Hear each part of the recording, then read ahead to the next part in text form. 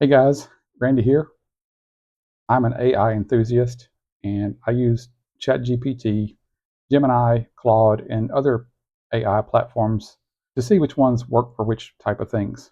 And today I want to show you a little bit about ChatGPT and how you can save money at the grocery store and not get caught up in the pitfalls of using a coupon where they have limitations that are hidden. The fine print is always difficult to read. So I don't want to save this conversation in my chats over here. I'm going to go to a temporary window so that it does not keep the chat once I'm done with it. So click on the little icon up there, temporary chat. I was perusing Randall's, my local grocery store, and I see this offer, $10 off a $50 purchase in a single transaction. So there's the deadline for it, and here's the offer details. I'm going to highlight everything. You simply put your mouse where you want to start the highlighting, put your mouse up there, click on your left mouse button, hold it down, drag your mouse down, and highlight all of this text. It doesn't matter about the picture. When I paste it into ChatGPT, it is not going to show the pictures, just the text. So I'm going to tell it what I want first, and then paste in the text. I have a coupon from a local Randall's grocery store. I need you to analyze this coupon to let me know what are the most important things to watch out for when I go to fulfill this offer so that I don't get disqualified. I plan only on buying edible things, regular groceries, no lottery tickets, no credit cards, or no gift cards, no patio furniture, nothing else that they sell outside of groceries. Analyze this coupon and let me know what to watch out for. What are the hidden gotchas that could cause me to be disqualified from using this coupon? So hitting the check mark will convert the voice to text, and I always like to put a space at the end for after the punctuation, just because it's my habit. ChatGPT and the other AIs most likely would figure it out. If I didn't put the space there, it's just a habit I have. So I pasted everything in there. See, there's no picture in there. It's just the text. Hit the up arrow to send in the information. And here is the list of things to watch out for. The number one thing, it is the $50 minimum is not what you think. It's after all discounts are applied. It's $50 after all discounts are applied, all promotions, all savings. That means you cannot assume that the price of the groceries is the shelf price, because you may have digital coupons. There may be a sales tag that fell off the shelf and you don't know that it's a discount. So you may fall below the $50 minimum order once all the discounts and promotions are added to the checkout final price.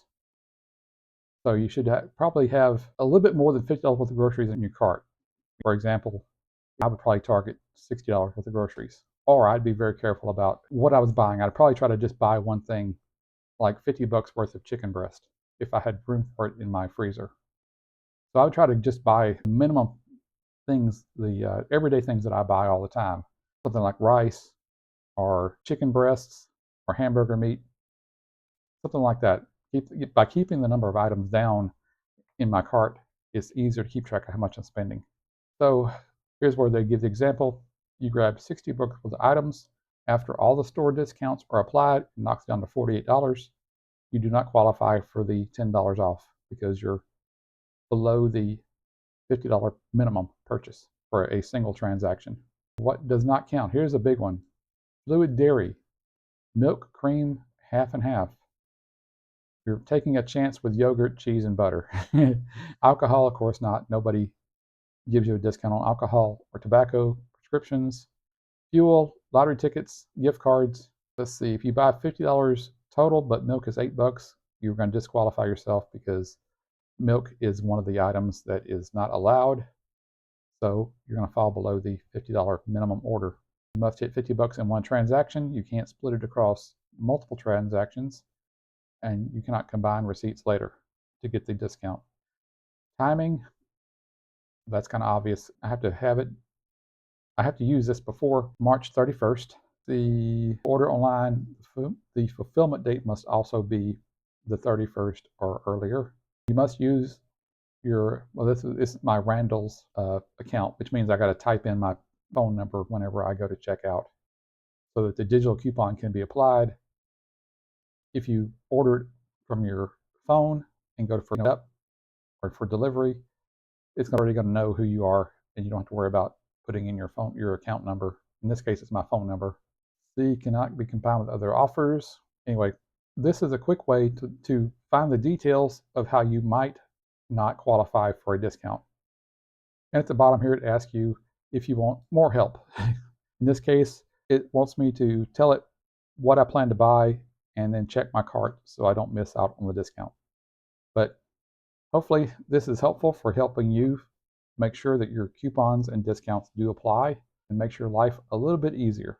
And this probably would work to different degrees in ChatGPT, Gemini, Perplexity, Claude. They're all going to have a little bit different output when you're talking to them or typing into the input screen, but they're going to give you the same general answers, hopefully. Give it a shot. Try it out. Once you start using these AIs in your browser, your whole world will become easier in all different kinds of areas. And I'll talk to you later.